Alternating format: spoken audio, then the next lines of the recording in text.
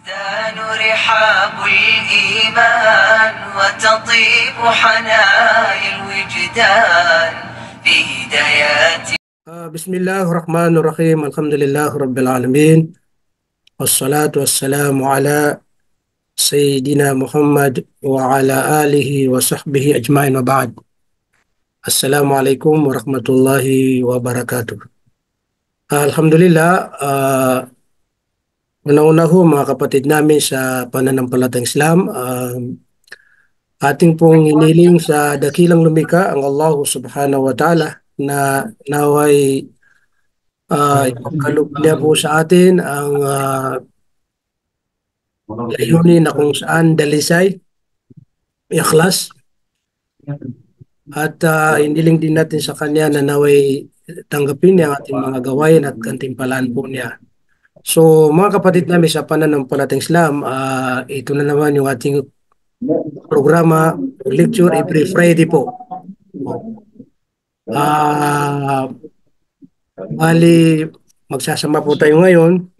Sama-sama po tayo sa loob ng isang oras. Maikling oras po ito kasi kung titingnan po natin, napakikli ang isang oras. Opo. Hindi natin pong patagalin, no? Basta manatili na mayroon tayong ikhlas para kay Allah. Siyempre, manatili rin na naka-off ang ating mga microphone para wala pong pumapasok na ingay, mga kapatid namin sa pananampalatayang Islam. At siyempre, magsiyada po tayo ng mga katanungan pagkatapos ng lecture ng ating sheikh ay pwede po tayo magtanong. Opo, bali ang kanyang paksa na pinili ay patungkol po sa upang maging ganap na Muslim. Paano? Kumbaga, para maging ganap tayo na Muslim, papaano po? Yan ang tatalakay natin pong buting ustad na walang iba kundi si Ustad Muslimin Borda. Sa ko na, pwede na po tayo magsimula. Bibigyan ko sa inyo ang programa insyaAllah.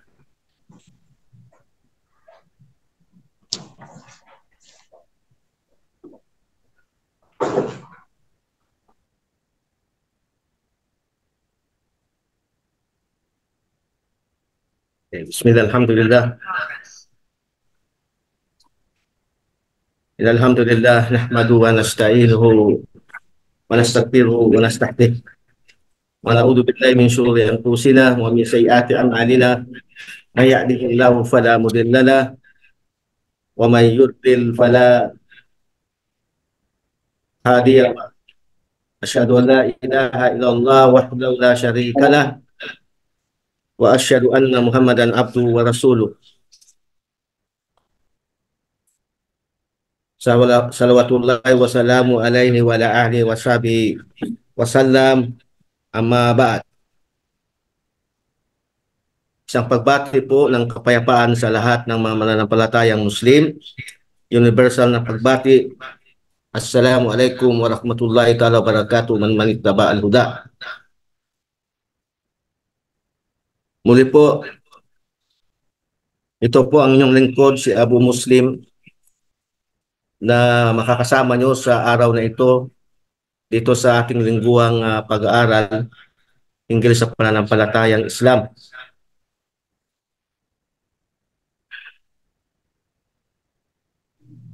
Purihin at pagpalain tayo ng Allah subhanahu wa ta'ala, kapuri sa Kanya, na tayo ay naisagawa natin ang obligadong salat, ang salatul Jumu'ah, sa araw ng Jumu'ah.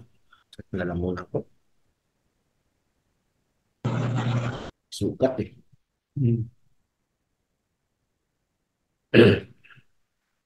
Naway tanggapin ni Allah subhanahu wa ta'ala ang ating sakripisyo. Ang ating paksa sa araw na ito ay hinggil sa tinatawag na pagiging isang Muslim natin. Paano baga maging ganap na Muslim?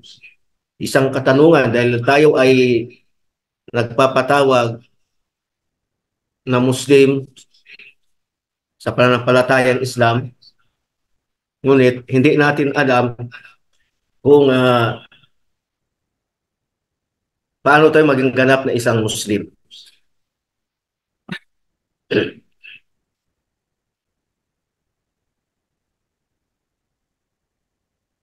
tayo bilang mga Muslim, dapat alam natin yun na kung bakit tayo tinatawag na mga Muslim sapagkat ito ay ang ating pagkakilanlan sa ating mga sarili. Malimit nating narinig na yung iba nagsasabi kami ay Muslim, tayo ay Muslim. Ngunit yung iba nagsasabi na hindi sila Muslim sapagkat hindi sila ganito, hindi sila ganyan. Kaya ang tanong natin, paano tayo maging ganap na isang Muslim? Meron bang sinabi si Allah sa malalhating Quran kung paano tayo naging mga Muslim? Halimbawa, meron ba tayong nalalaman? Halimbawa, si Idris. Meron ba tayong nalalaman sa Islam, sa Quran, halimbawa, na sinasabing paano tayo tinawag na isang Muslim? Meron ba tayong naalam sa Quran? Ikaw ba ay Muslim? Muslim ka, di ba? Anong katibayan mo na ikaw ay Muslim? Saan natin kinukuha itong talata ito na nagsasabing ikaw ay Muslim? Meron ba tayong nalalaman sa loob ng Quran?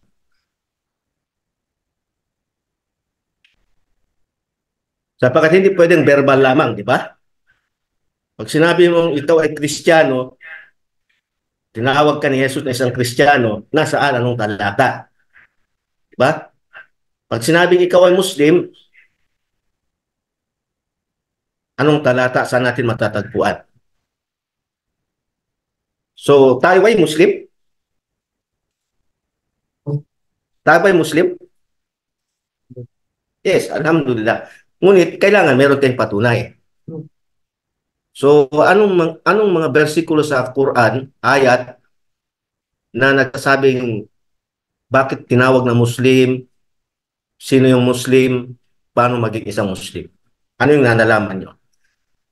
So, sa mga sister, ganun din. Mamaya, pag may katanungan, paano, saan tayo tinawag na mga Muslim?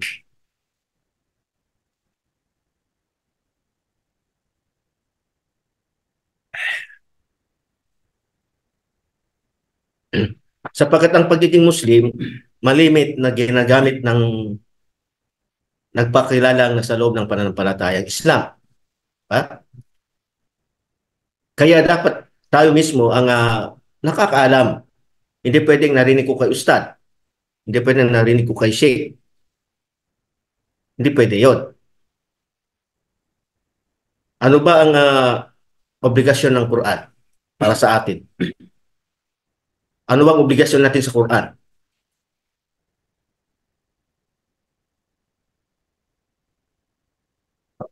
Alamin ng Quran na Alamin yung nilalaman ng Quran. Basahin. lalaman ng Quran. Ano bro? Pagsunod sa mga dapat sundin na base sa Quran. Si Gali. Long time no see, but now see now. Yung kung ano yung mga talatas mo, pakinggan, unawain. Unawain mo. Si Bro Ali. Yung pagsunod sa Quran sa mga sinabi ng mga kasamahan, naka-witness sa Prophet Muhammad sallallahu alaihi wasallam, yung mga gabay nila sa atin, kung amin Salamat, Roberto. Marhaban, marhaban. So Idris, bakit natin, anong obligasyon natin sa Quran? Ang tayo bilang mga Muslim, ang obligasyon natin sa Quran, ano yung nabasa natin ay isabuhay natin ito batay sa pamamagitan ng Prophet Muhammad. Yun. Ang obligasyon natin, salamat, Roberto. Ang obligasyon natin sa Quran, anong ibig sabihin ng Quran? Kalam mo, anong ibig sabihin ng Quran? Barangay. Ang Quran, ibig sabihin, ito yung Quran na kung saan ang ibig sabihin ng Quran, binabasa o binasa. Ibig sabihin, kaya ganun ang kanyang tawag sa kanya, ibig sabihin pautos sa atin na kailangan magbasa ka ng Quran. Kasi ang Quran, tama, kalamullah, ibig sabihin salita ni Allah, pero paano natin malalaman? Kaya ang tawag sa kanya, mushaf siya, pero ang tawag sa kanya Quran. Kasi ang ibig sabihin, Ikra bismi rabbikal ladzi khalaq. Di ba pautos ikra, ibig sabihin Quran, bumasa ka o basahin mo. So kailangan natin basahin yung Quran. Kasi yun ang obligasyon natin. Sinabi ni Propeta Muhammad sallallahu alaihi wasallam, khairukum man ta'allama al-Quran wa 'allamahu. Ang mainam sa inyo, ang the best sa inyo, yaong nag-aral ng Quran. Nag-aral ka, ibig sabihin ng pag-aral, kasama doon pagsusulat, di ba? Pagbabasa, then pakikinig sa kanyang ayat kung ano ang ibig sabihin, saan matatagpuan. Obligasyon natin yon, yun ang unang-una, ang tafsir niya, ang kaulugan, at marami pang paliwanag yung ating Propeta Muhammad sallam sa pamamagitan niya, mga sahaba, matatabi-tabiin at mga scholar natin hanggang sa panahon natin ngayon, hanggang sa umabot sa atin. Ibig sabihin, pinag-aaralan ito. Then pagkatapos mong pag-aralan, ituro mo. Pagkatapos mong pag-aralan, i-apply mo sa sarili mo, ituro mo. So, ibig sabihin yung Quran, binabasa para malaman natin kung anong nilalaman, saan natin matatagpuan na tayo ay sinasabing Muslim. Bro, Radyo Muda. Si bro ano? Saan tayo sinasabi sa Quran na tayo Muslim? Hindi, pagkalika yan. Pagkalika yan sa atin. Na ang wama khalaqtul jinna wal insa illa liya'budun, ibig sabihin pinapahiwatig, pinapaalam sa atin kung ano tayo, di ba? Ibig sabihin ikaw ba ay Diyos o ikaw ay nilikha? So nilikha lang tayo. Tayo tao na nilikha tulad ng mga espiritu na kung saan ay binigyan tayo ng pagsubok, either maging Muslim ka o maging hindi Muslim. Pero ibig sabihin nun, tayo ay mga nilikha lamang.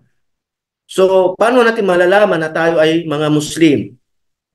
Saan natin matatagpuan sa Quran na tayo ay mga Muslim? At sino yung tunay na Muslim? Paano tayo maging ganap na Muslim? Dahil halos lahat nagsasabing mga Muslim. So, sinabi ng iba, hindi, kami lang yung Muslim. Sinabi naman ng iba, hindi, kami yung Muslim. Sinabi naman ng iba, lahat tayo Muslim. Magkaisa tayo, tayo ay mga Muslim. Suratun Anfal, Ustaz, ayat na ikadalawa. Anong sabi? Innamal mu'minuna allazina idza dzukira Allahu wajilat qulubuhum wa idza tuliyat alaihim ayatuhu zadatuhum imana wa ala rabbihim yatawakkalun. So hindi yun Muslim. Ibig sabihin yung mga mananampalataya na kung saan kapag narinig nila ang pangalan ni Allah na binabanggit o ang mga ayat, kumakabog ang kanilang mga puso. Ibig sabihin doon, nagkakaroon ng epekto sa puso ng tao ang pananampalataya, ang Quran. Naging epekto yon na kung saan ay yun ang mga mananampalataya, naniniwala. Pero tinuturo natin, paano ba tayo maging ganap ng Muslim? Tayo ba ay Muslim na? Siya, yung 5 pillars of Islam, at saka yung 6 pillars of Islam. Hindi muna, ang tinutukoy ko po muna, anong ayat sa Quran nang nalalaman nyo na sinasabing kayo Muslim. Hindi ko sinasabi yung mga bagay na yan. Ang tanong ko, anong ayat sa Quran na sinasabing kayo ay Muslim? Yun ang tanong ko doon. Yun ang tanong natin. Nagke-claim tayo Muslim. Tama ba? Muslim tayo. O saan natin mababasa na tayo ay Muslim? Ito pag-aaral natin. Paano natin malalaman na tayo ay Muslim? At kung tayo ay Muslim, paano tayo maging ganap na Muslim? Tuloy niyo kung pwede.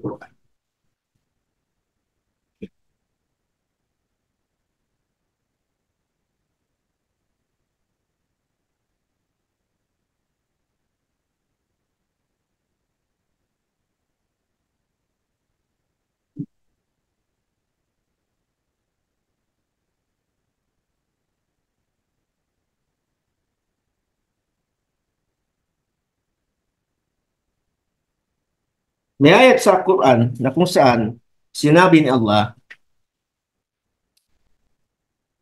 na huwag kayong abutan ng kamatayan na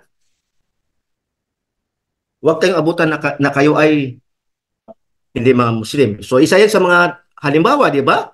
Napakahalaga ng pagiging Muslim. Huwag kayong abutan ng kamatayan na kayo ay hindi mga Muslim. Ya ayyuhalladhina amanu taqullaha haqqa tuqatih wa la tamutunna illa wa antum muslimun. Di ba? Sa Suratul Imran. Na kung saan ipinaalala sa atin, huwag kang mamamatay, sabihin mamamatay tayo, na kayo ay hindi Muslim. So, kailangan maging isang ganap kang Muslim. Ganap. Ibig sabihin, kailangan ganap Muslim ka na inabutan ng kamatayan. So, yun ang ibig sabihin ng kompletong sinasabing maging ganap ka. Ibig sabihin, abutan ka ng kamatayan, nasa loob ka ng Islam. Ibig sabihin, Muslim ka. Hindi yung abutan ka ng kamatayan na wala ka pa sa loob ng pananampalatayang Islam. So, kayong mga mananampalataya, winika ni Allah, sabi niya, o kayong mga mananampalataya, pangambahan ninyo at katakutan ninyo si Allah.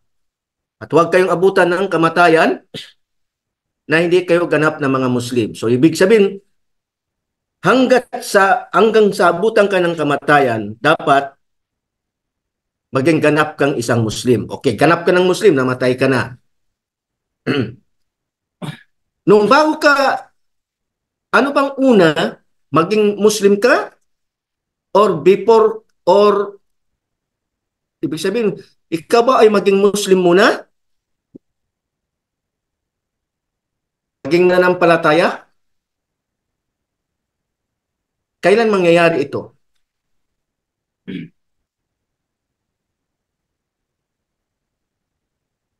Kailan mangyayari mga kapatid?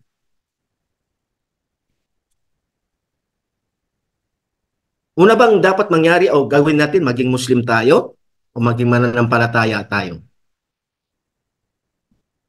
Maging Muslim muna tayo. Tulad ng pagsyahada. Si Gali, mukhang may iniisip si Gali. Maging mananampalataya ka muna. Si Ali, mayroong naisip siguro. Ang palataya muna, yung nararamdaman mo, yung sa isipan, sa puso't isipan mo. Kaya yung tanong natin, di ba, paano ka maging ganap na Muslim? Paano nga ba? Okay? Para maging ganap tayong Muslim, sinagot natin kaagad. Kailangan na sa loob ka ng Islam, mamatay ka na isang Muslim. Huwag kang magpapakamatay. Ibig sabihin, tumarating yung kamatayan sa tao.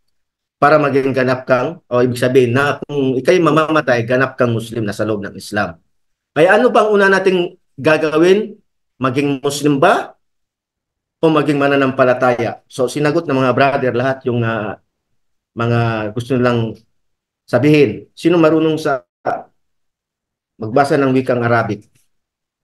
Ito yung marunong magbasa ng Arabic to. Mabasa natin to. Saan mo po? 49. Balakasan mo para marinig ng ating mga kapatid. Anong ayat po, sir? Ujurat 49. Ganyan na. Diyan ada hawakan. Ito. A'udhu billahi minasyaitonir rajim.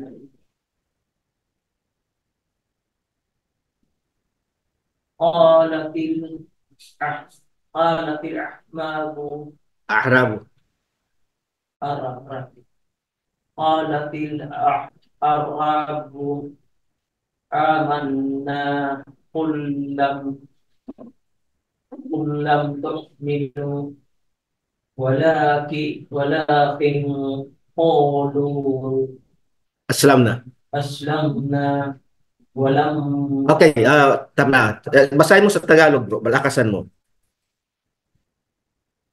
Yan nga, yan. Yung Tagalog niya, yan. Yung translation niya.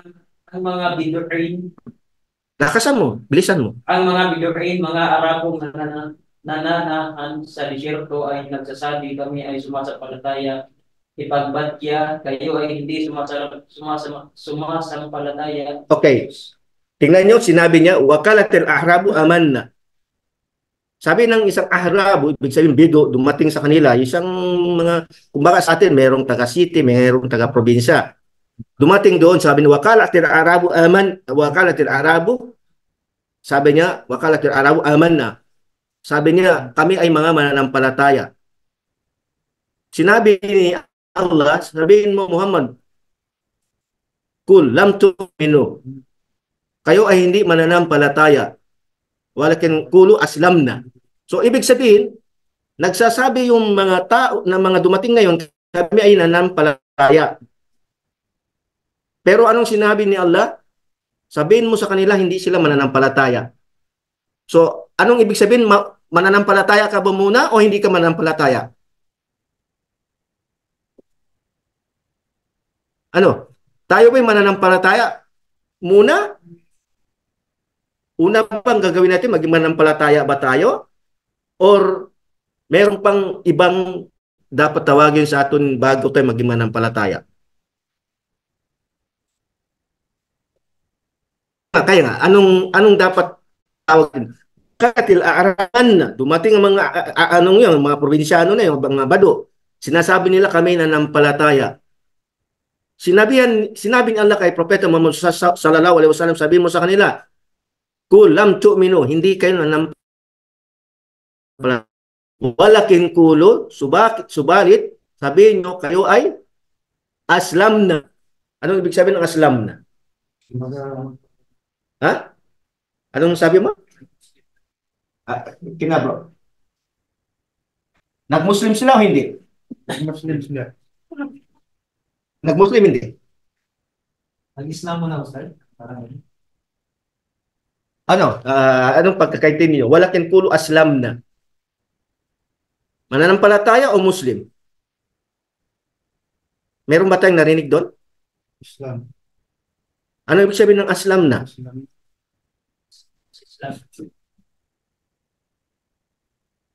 Yun ang ibig nating sabihin. Hindi ka pa ganap na Muslim.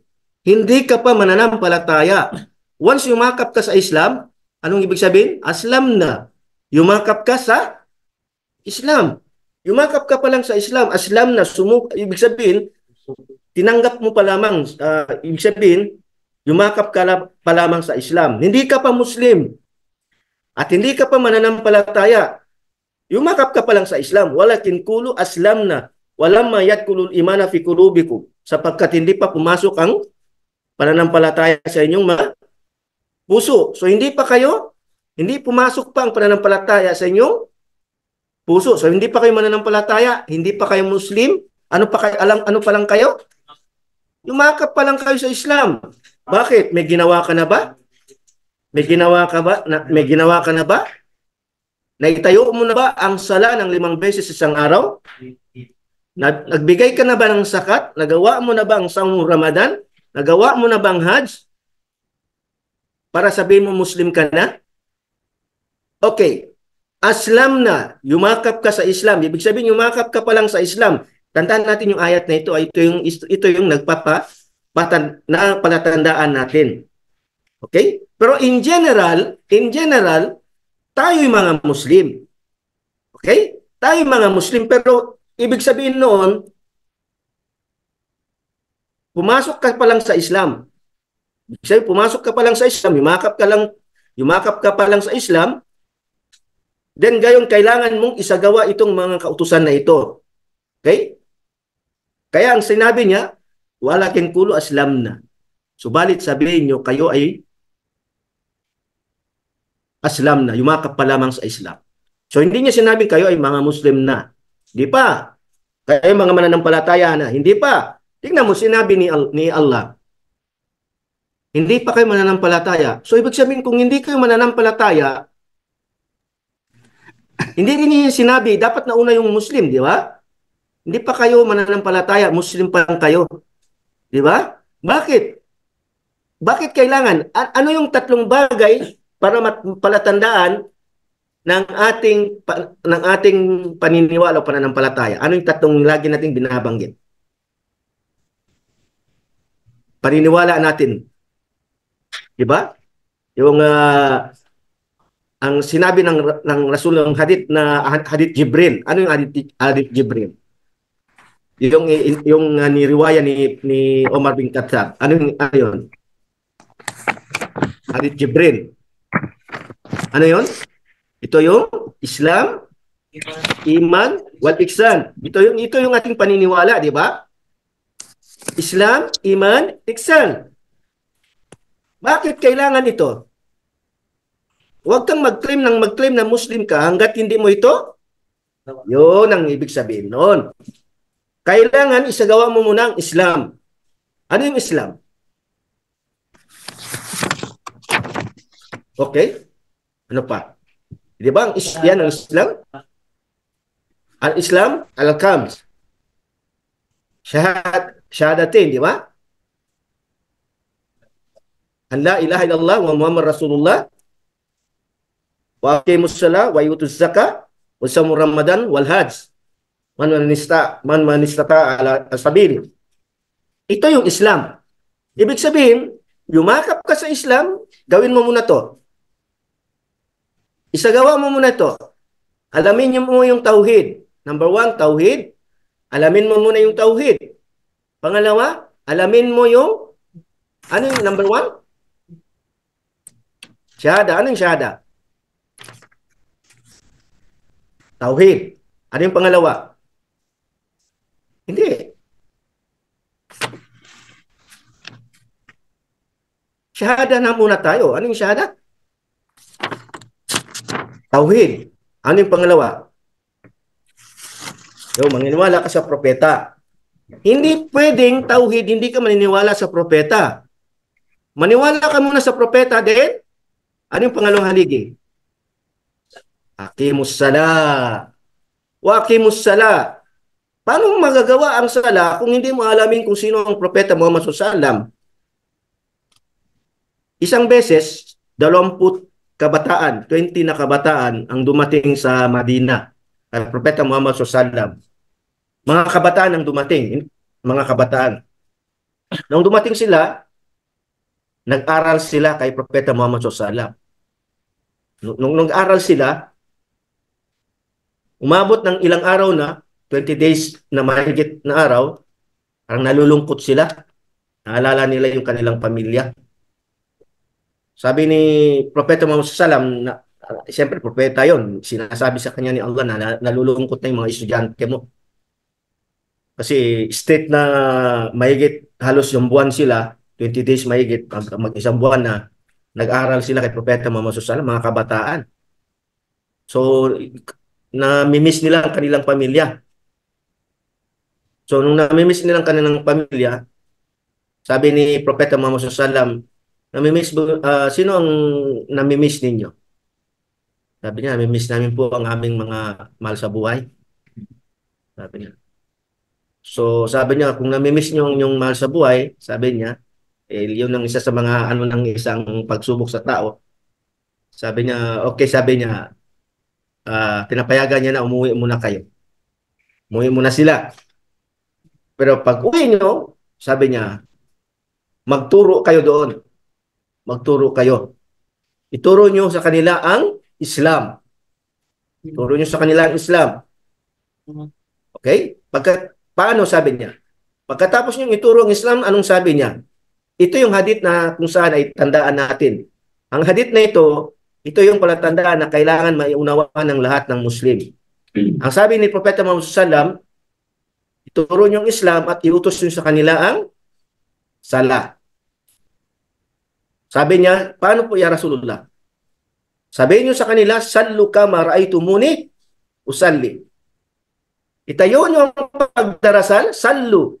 Magsala kayo, magdasal kayo, sallu. Kama, katulad ng ra'aytumuni, nakita ninyo ako. Nakita natin ang Propeta Muhammad SAW, hindi. Ra'aytumuni usalli. So, sahaba ang kanyang kausap. Yung mga kabataan ng mga sahaba. Kung paano nyo ko nakita, ganun kayo sala. Okay? Nagbabasa tayo ng Quran.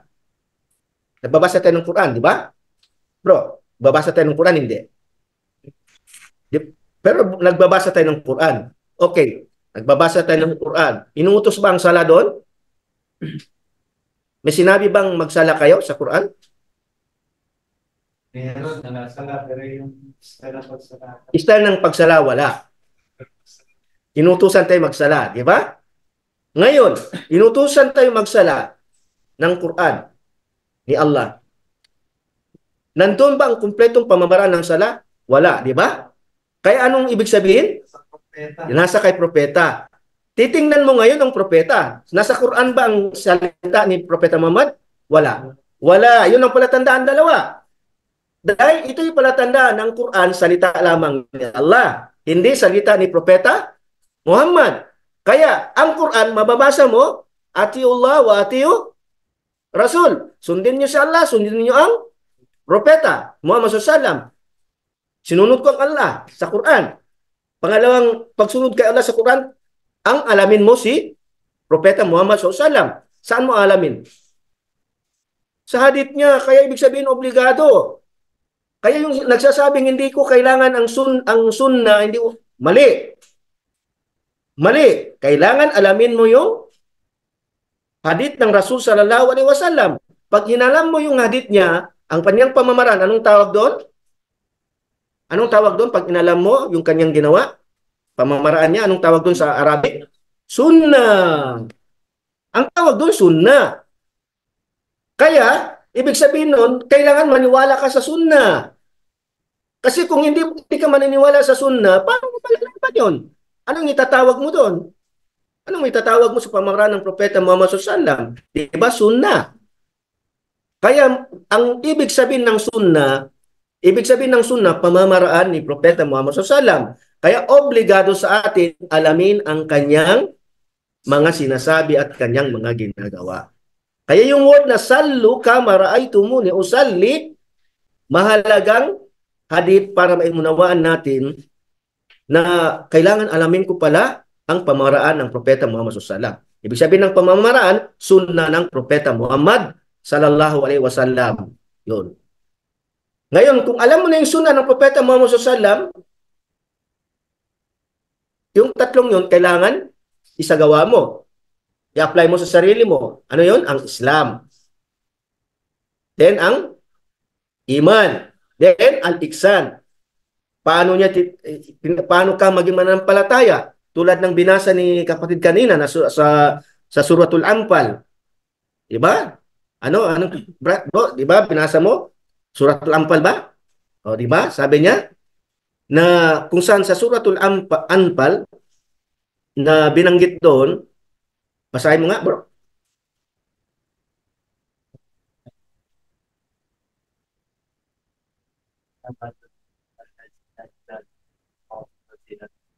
Okay. Innamal mu'minina idza dzukirallahu wajilat qulubuhum. Kapag binanggit ang pangalan ni Allah, wajilat qulubuhum. Wa idza tuliyat alaihim ayati sadatun imanan wa ala rabbihim yatawakkalun. Pag binanggit ang pangalan ni Allah, kumakabog ang ating puso. Kapag binasa ang mga ayat naman ni Allah, lumalakas ang ating pananampalataya. Lumalakas ang ating pananampalataya. Sign ng pananampalataya, iman. Iman yun. Yun ang iman. Kapag nakaramdam ka na ng ganun, ibig sabihin, may iman ka na. Pero pag may nagbabasa ng Quran, ayat, narinig mo yung mga ayat, binabasa, walang epekto sa'yo, nababastusan ka pa, naingayan ka pa, may problema yan. May problema yan. Pero pag nakarinig ka ng ayat na binabasa, solemn, na hindi naman sa disturbo, hindi naman sa mga raming, hindi sa daanan, kumbaga, nagbabasa siya ng seryoso, na narinig mo, dapat magkaroon ng kabog ang iyong puso. At kapag may mga nagsasalita, halimbawa sa istikdawa, nabanggit ang pangalan ni Allah, narinig mo bigla, na nagkaroon ka ng pakiramdam sa puso, Allah yun na. Kasi pag sinabing Allah, alam ko, si Allah yung sinasamba ko yun. Dapat maligaya ka dahil ang pangalan ni Allah ang binabanggit. So pag binabanggit yung mga ayat, dapat nagkakaroon ng kabog ang yung puso. Then, nagkaroon ka ng pagtitiwala kay Allah doon sa kanyang paalala. Yun ang iman. Yun ang iman. At marami pang iman na kung saan ay napakaraming branches of iman. Pangatlo, al-iksan.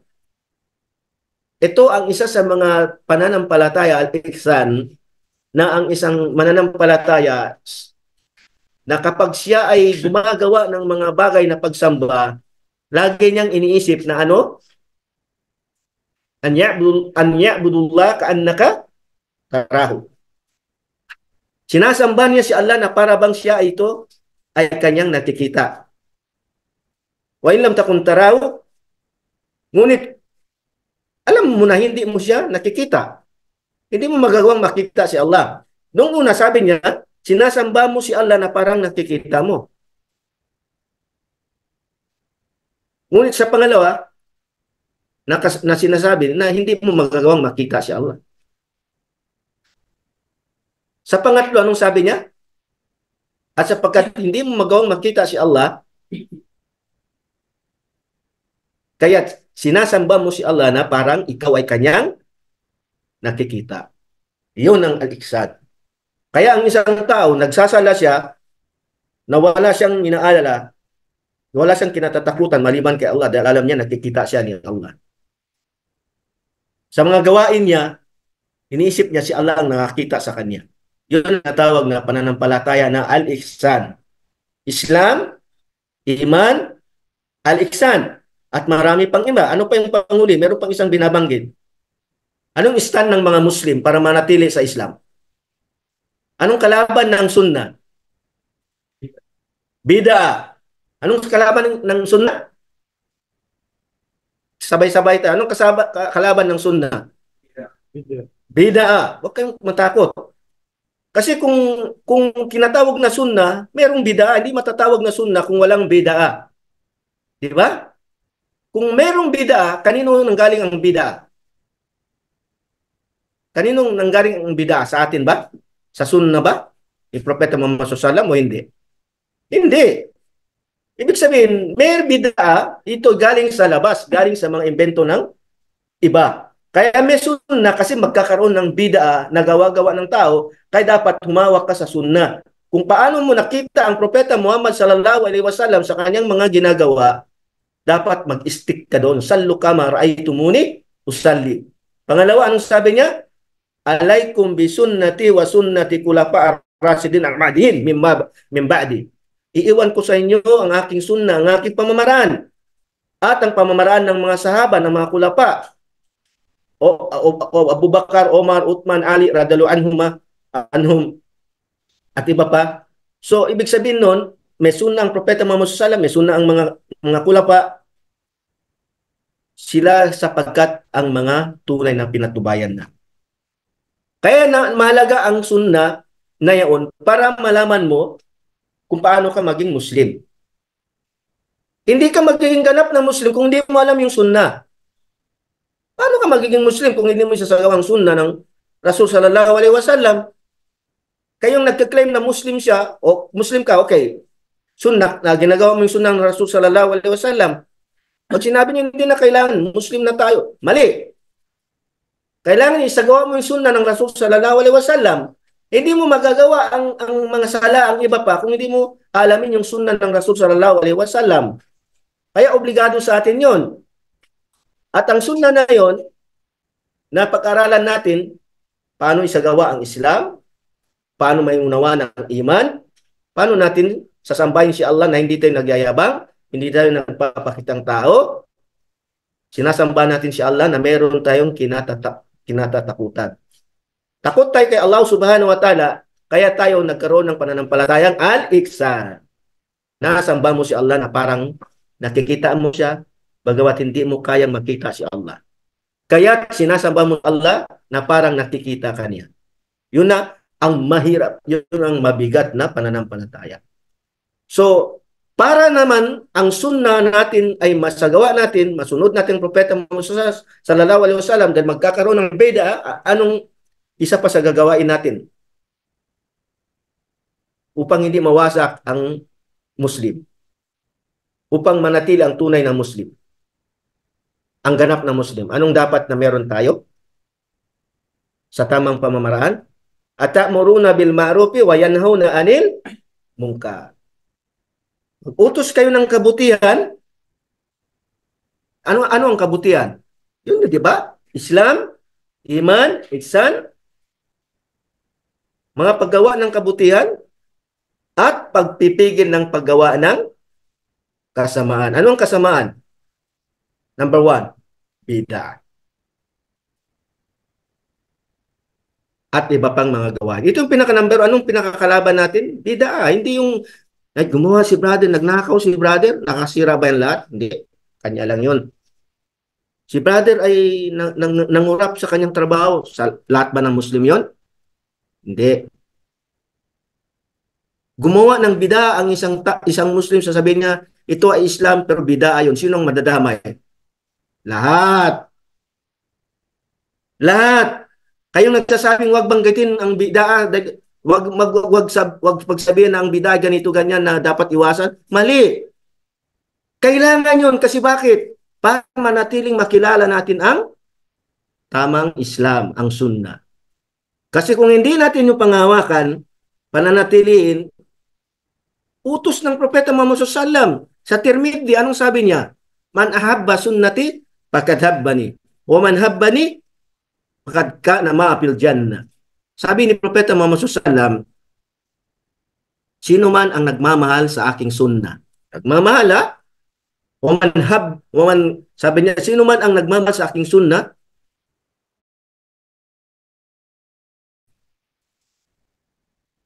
at kung minamahal niya ako, tunay na magiging kasama ko siya sa paraiso. Allahu Akbar.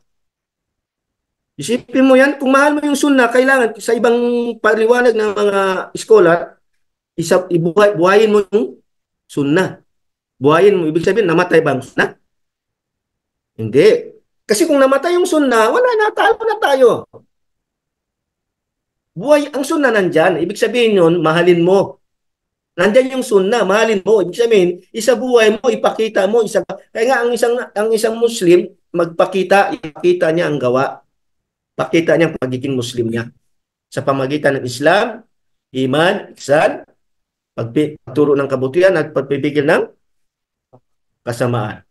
Kasi yung mga nagsasabing mananampalataya, hindi nagpipigil ng kasamaan. Kaya sila sinumpa ni Allah, kaya sila hindi mahal ni Allah. Tulad ng mga Hudyo, nakita sila ng kasamaan. Yung iba nagsasabi na tigilan yung paggawa ng kasamaan. Yung isa naman, na grupo ng mga Muslim, hayaan nyo sila. Sila lang naman ang parurusahan, hindi naman tayo. So, ibig sabihin, kung nakikita mo yan yung mga gawain na bid'ah, hayaan mo lang yan. Hayaan nyo lang yan, hindi naman tayong tatamaan. So, anong sabi ni Propeta Muhammad SAW? Huwag kayong maging katulad nila. Nahayaan na lang natin yan.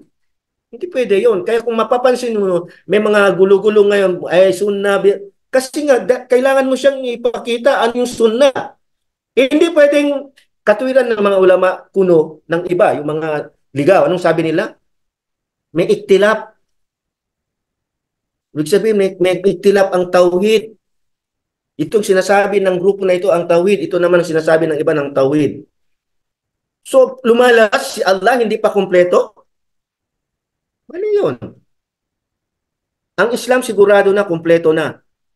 Ibig sabihin nun, malinaw na kung ang tamang Islam. Hindi ka pwedeng lalabas sa tunay na tamang Islam. Ang Islam ay kumpleto na nandyan na. Kaya ang pagiging Muslim, kailangan lamang niya isabuhay itong kumpletong katuruan sa loob ng pananampalatayang Islam. Para maging ganap kang Muslim, abutan ka man ng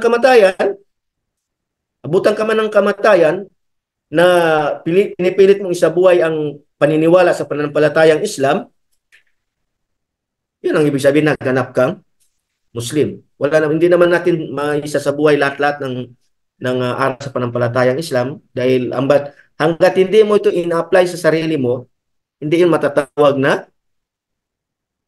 siya matatawag para sa iyo na ito ay pinapaniwalaan mo. Kasi once pinapaniwalaan mo, i-apply mo sa sarili mo. Tulad ng ginagawa natin, sinasabi natin si Allah ang ating Diyos. Siya ang ating sinasamba, anong ginawa natin? sinasabi natin si Allah ang ating Diyos, siya ang sinasamba natin, anong ginagawa natin? Patunay. Sasala, di ba? Nagsasala tayo ng 5 beses sa isang araw. Yun ang patunay natin. Kaya ibig sabihin, may patunay ka. So nagawa mo na ngayon. Ano yung kalaban ng tauhid?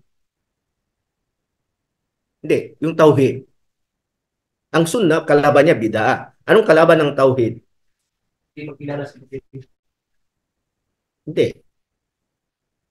Ano bang ibig sabihin ng tauhid? Kaisahan ni Allah. Anong kalaban ng tauhid? Tagot. Ano yung ibig sabihin ng tagot? Pagsamba sa mga Diyos-Diyosan. Ang kalaban ng tauhid ay, ano sabi kang Arabic? Shirk. Shirk, pagtatambal. Maraming uri ng pagtatambal. May malaki, may kabay, may maliit. Merong tinatawag na kung saan ay maaaring mapunta sa shirk na mga shirk na gawa. So, ibig sabihin, ang kalaban ng tauhid ay so kailangan mag-aaral ng tauhid para lumayo ka sa so i-apply mo sa sarili mo yun. Kailangan ipakita mo sa gawa mo. Kaya nangangaral tayo, di ba? Ano yung tauhid, ano yung shirk. Nangangaral tayo, gawag nyo gawin yung pagsambang ganito, ganyan. Kasi ipinapakilala natin yung tauhid. Kaya i-apply mo sa sarili mo. Kaya sumasamba tayo kay Allah. So, nagdarasal tayo kasi yun ang palatandaan ng paniniwala natin kay Allah na siya lamang ang sinasamba natin. Para maging ganap kang Muslim. Dahil kung hindi ka mo gagawin yun, paano ka magiging ganap na Muslim? Sundin natin ang pamamaraan ng Propeta Muhammad SAW. Diba? Kanyang sunnah, ang kanyang mga sahaba. Kaya anong tawag sa kanila? Ang mga naunang mga Muslim? Sila yung mga salafus saleh. Sila yung mga matutuwid na mga naunang mga Muslim. Yan ang ibig sabihin ng salafus saleh. Ibig sabihin, mga matutuwid, tunay na nagabayan na ng mga nagsasagawa ng tama, kabutihan, kaya tinatawag silang salafus saleh. So, ibig sabihin nun, para maging ganap kang Muslim, kailangan talaga sundin natin yon. Kaya una, yumakap ka muna sa Islam. Walakin qulu aslamna. Hindi ka pa Muslim. Isa sa buhay mo muna ang Islam, ang iman, al-ihsan. Then, para maging ganap kang mananampalataya, maging tama ang pagsamba mo sa tauhid, at maging Muslim ka. Yun ang sinabi ni Allah subhanahu wa ta'ala. Sinong tumawag sa atin na mga Muslim tayo? Ibig sabihin, tinawag tayo ni Allah na kayo ay mga Muslim. Pero hindi sinabi na automatic Muslim ka. Ibig sabihin, yung mga nasa loob ng Islam, tatawagin ko kayong mga Muslim. Pag sinagawa nyo, pag sinabuhay nyo, udkhulu silmi kaffa. Yan ang sinabi ni Allah. Pumasok kayo sa Islam ng buong-buo. Kaya sinabi niya, pumasok kayo sa Islam. Hindi na sinabing maging Muslim kayo. Pumasok kayo sa Islam. Kaya yumakap tayo sa Islam. Aslam na. Kayo ay sumuko pa lamang. Kayo ay yumakap pa lamang sa Islam. Kaya nung sabi ni Allah, pumasok kayo sa Islam. Udkhulu silmi kaffa. Pumasok kayo sa reliyong Islam ng buong buo. Suko yung sarili. So kaya tayo, sinong tumawag sa atin na mga Muslim? Si Allah. Saan natin mababasa? Sa Suratul Hajj. Ito ang patunay na si Allah mismo ang nagsabi na kayo ay mga Muslim. Sa Suratul Hajj, verse 78, sabi ni Allah, ang sabi niya rito, وَمَا جَعَلَ مِنْ هَرَاجٍ مِلَّةُ أَبِيكُمْ إِبْرَاهِيمَ هُوَ سَمَيْكُمُ الْمُسْلِمِينَ مِنْ قَبْلُ وَفِي هَذَا. So sinabi ni Allah, at hindi namin ginawa para sa inyo ang inyong reliyon na mahirap. Hindi na ginawang mahirap sa atin ang ating reliyon. Ginawa niyang magana ang Islam sa atin, ang ating reliyon. Sabi niya rito, Millata abikum Ibrahim. Ibig sabihin, ang reliyon ng inyong ama na si Abraham. Ibig sabihin siya ang ibig sabihin, tinutukoy rito ang paniniwala ni Abraham. Huwa samaykumul muslimin min qablu. Si Allah Sa pamagitan ni Allah, itinuro kay Abraham na tawagin silang mga Muslim. At tinawag din tayo sa Quran na mga Muslim. Ibig sabihin, tinawag tayo sa Quran na kayo ay mga Muslim. Sabi niya dito, huwa samakumul muslimin, sabi niya. Siya ang tumawag sa inyo na kayo ay mga Muslim. So siya ang tumawag sa atin na mga Muslim. Ito yung mga Muslim na kung saan sinagawa na niya ang Islam, sinabuhay niya, nanampalataya siya, doon tinawag tayong mga Muslim. Kaya mapapansin nyo, laging binabanggit sa huli ang Muslim.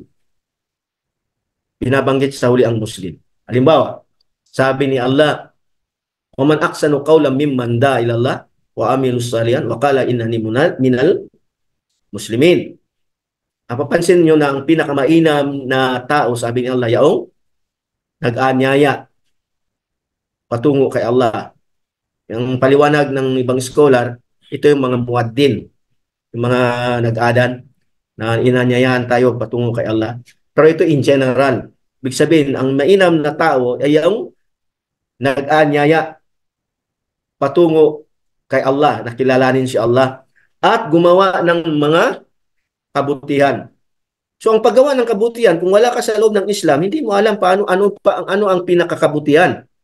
Hindi mo alam yon. Kung nasa labas ka ng Islam, hindi mo alam kung ano yung tamang kabutihan. Anong oras na? So, ibig sabihin, pag nasa loob ka ng Islam, saka mo malalaman kung ano ang tamang paggawa ng kabutihan. Kaya mapapansin mo, gumawa ko muna kayo ng kabutihan. Ano yung kabutihan? Islam, iman, ihsan, pagtuturo ng kabutihan, at pagpipigil ng kasamaan. Yun ang ibig sabihin ng kabutihan.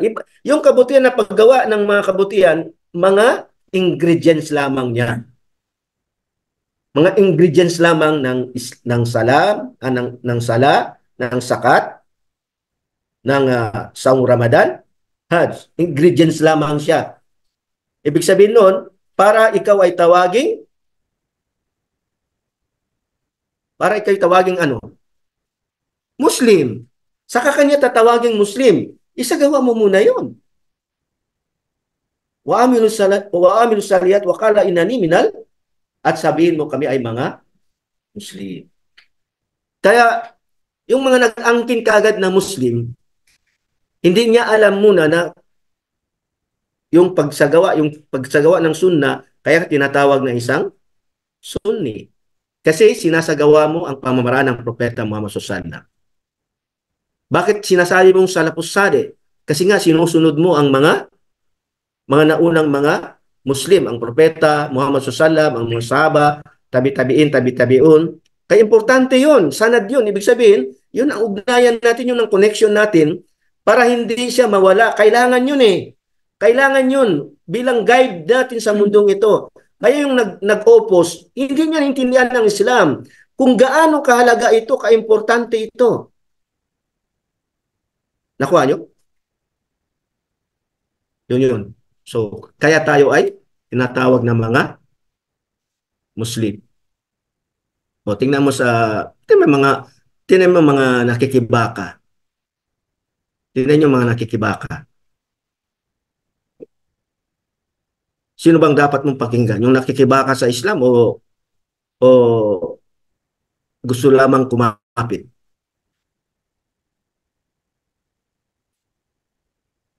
Siyempre, kilalanin natin yung mga taong nakikibaka sa Islam. Diba? So, yung mga kapatid. So, alhamdulillah, Sheikh Saad, yun ang maiksi nating paalala sa ating mga kapatid kung paano tayo maging ganap na isang Muslim. So, tayo ay sumuko, yumakap sa Islam ng buong buo. At isabuhay natin ang nasa loob ng Islam para maging ganap tayong Muslim. Ang Islam, ang iman, ang ihsan, at ang pagtuturo ng kabutihan, at ang pagpipigil ng kasamaan. Okay, alhamdulillah. Maraming salamat, Sheikhuna, sa napakagandang topic o ibinahagi niyo po sa amin patungkol sa paano po magiging ganap na Muslim. Bali, mayroon po tayong natitirang segundo. Hindi lang 20 segundo. Pero wala pong problema kung pwede nating dagdagan ng mga ilang minuto kung mayroon pong magtatanong. Bali, ngayon po, ang ating susunod ay mga katanungan. Kung mayroon po sa inyo na hindi malinaw sa kanya, pwede rin magsalita kagad or pwede rin mag-chat. Lalong-lalo na rin yung sa mga kapatid natin sa live, doon sila nanonood, doon nakikinig, pwede rin sila mag-chat kung ano po ang kanilang katanungan. Pero yung mga kapatid natin na nandito po sa Zoom, pwede sila magsalita kagad. I-open po nila ang kanilang microphone at pwede sila magsalita kagad. Opo. Pwede tayo kumuha ng kahit dalawang katanungan kung mayroon po. Bismillah. Sino po ang may lakas loob po dyan na magtatanong? Bismillah. Ma-sister, ma-brother, welcome po. Okay. Sino po sa atin? Pwede magsalita kagad. Sino po yung may lakas loob po dyan na meron siyang nais itanong sa ating buting Sheikh, inshallah?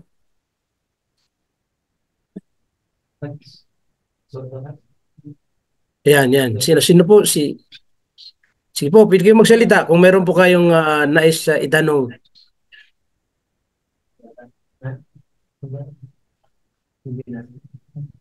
Okay, siguro naman na malinaw po sa kanila na dahil wala pong ayan, meron po.